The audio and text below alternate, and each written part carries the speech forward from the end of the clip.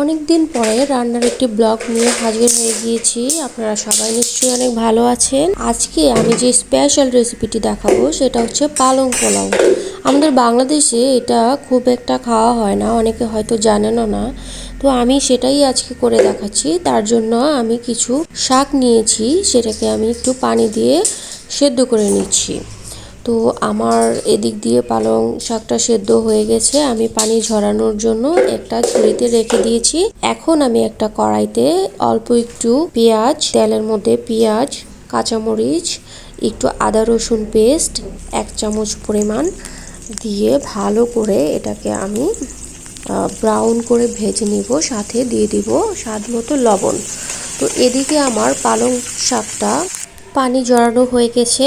পানি ঝেড়ে ফেলার পর এটাকে আমি আমার ওই ব্রাউন করে রাখা পেঁয়াজ রসুনে দিয়ে দিব। দিয়ে এটাকে আমি কিছুক্ষণ ভেজে নেব।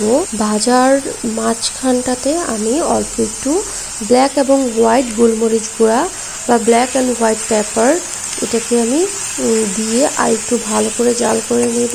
কিছুক্ষণ ভেজে নেওয়ার পর আমার হয়ে গেছে। এটাকে আমি উঠিয়ে একটা ব্লেন্ডারের কাপে নিয়ে সেটাকে আমি ব্লেন্ড করে নেব খুব ভালো করে, একদম পেস্ট হয়ে যাবে। তো আপনারা দেখতে পাচ্ছেন এই যে আমি ব্লেন্ডারে নিয়ে নিয়েছি এবং এটাকে আমি ব্লেন্ড করার সময় একটুখানি কাঠবাদাম গুঁড়া দিয়ে দেব। এতে পোলাওর টেস্টটা চমৎকার আসবে। আমার কাজ কিন্তু অলরেডি শেষ। এখন আমি আরেকটা পাত্রে একটুখানি পেঁয়াজ, আদা রসুন কুচি বা আদা রসুন পেস্ট দিয়ে দিব।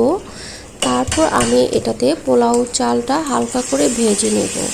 যেভাবে আমরা নর্মালি পোলাও চাল রান্না করি ঠিক সেভাবেই আমি পোলাওটা রান্না করব।